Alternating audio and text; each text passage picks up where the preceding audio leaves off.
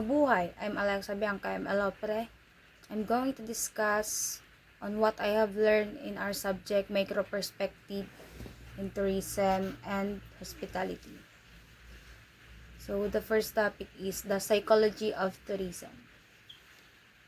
The psychology of tourism focusing on the motivation for travel and push and or pull model. It connects travel motivation to Maslow's hierarchy or needs, identifying key motivators like relaxation, cultural immersion, family visit, and personal growth. Additionally, it discusses travel constraints such as financial limitation, times constraints, safety concerns, disabilities, and family obligation. Overall, the the the topic provides a detailed analysis of the psychological factors influencing travel behavior and interplay between motivators and constraints in tourism.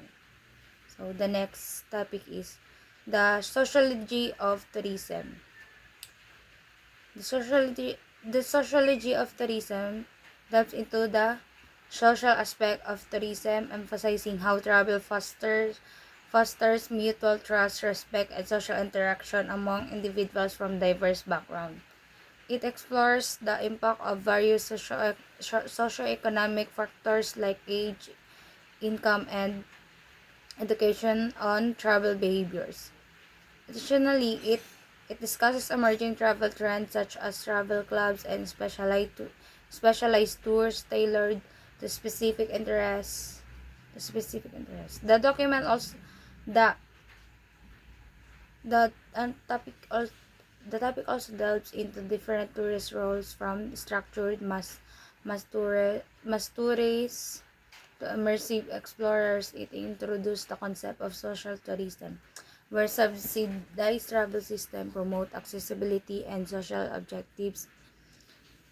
So the topic underscores how sociological influences shape the travel experience and behavior of people and groups. Next is the effects and importance of culture and tourism. The topic emphasizes the significant role of culture in tourism, citing various culture factors that attract tourists and enhance destination competitiveness.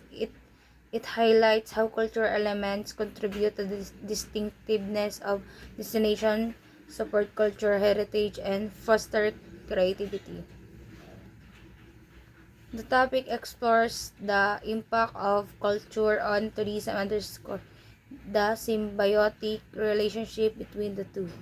It identifies government, religion, food or drink, and history as key cultural factors with tourist appeal, discussing their influence on travel motivation. So, the overall topic offers a comprehensive insight in how culture influences tourism, driving visitation, and enriching the tourism experience. So, the next is transportation. Transportation explores the historical development of transportation and its significance in the tourism industry. It categorizes transportation into air, water, and land modes, tracing the evolution from early forms to modern advancement driven by human innovation and connectivity needs. The, the topic covers factors influencing transportation mode selection, including road, maritime, air, rail, intermodal, and pipeline options, with insights into their strengths and weaknesses. So, the transportation as a tourist attraction, emphasizing how unique modes enhance the visitor experience and support destination accessibility. So, the topic is the pivotal role of transportation in tourism, from historical progression to its use as a strategy for attracting visitors and improving connectivity. The next is number 5. Accommodation. Accommodation traces the historical development of lodging accommodation in the tourism industry, starting from travelers seeking shelter in monasteries during the early Middle Ages to the establishment of hotels in the 17th century. It categorized accommodation into various types such as hostel, hotel, resort, motels, and campsites.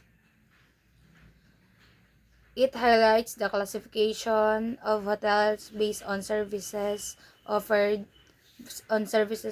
including luxury hotels, boutique hotels, business hotels, and more. The document also delves in the common hotel rating system using a 5-star scale to evaluate accommodation quality. It provides a comprehensive overview of the evolution of accommodation in tourism, emphasizing the diverse range of lodging options available and their distinguishing feature. So the number 6 is next. Food and beverage service. Food and beverage service provides a detailed overview of the food and beverage service industry, covering its historical development, various restaurant types, franchising, and promotional strategies. It explores the evolution of food service from communal cooking to modern restaurants, highlighting the diverse categories of restaurants available today.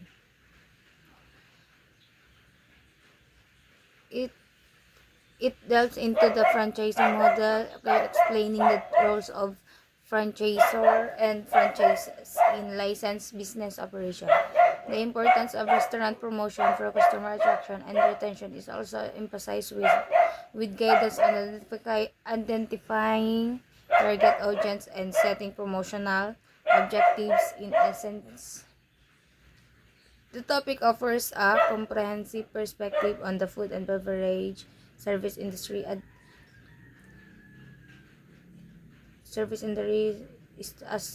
history, restaurant diversity, franchising, and promotional tactics. Next is the last one is the tourist attraction. Tourist attraction provides an overview of tourist attraction, their classification, and the main issues in managing them.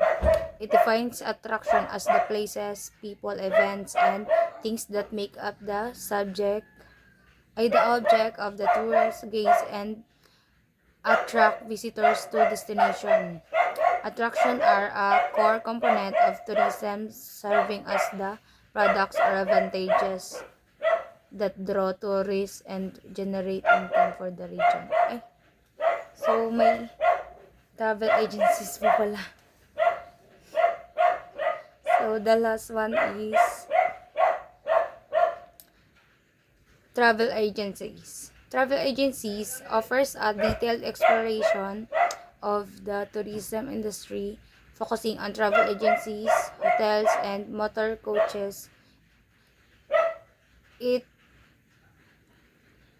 delves into the role of travel agencies in providing travel-related services to individual groups and businesses, assisting in trip planning and bookings. It mentions several prominent travel agencies in Philippines. The section on hotel discusses their primary purpose of offering shelter, food, and services to travelers, with mention of different types of hotels, like resort and motels. So also covers motor coaches, highlighting their future passengers capacity, safety measures, and advantages such as cost effectiveness and eco-friendliness. So the overall it provides a comprehensive overview of these key components in the tourism sector and their roles in meeting the needs of travelers. So that's all po. Thank you.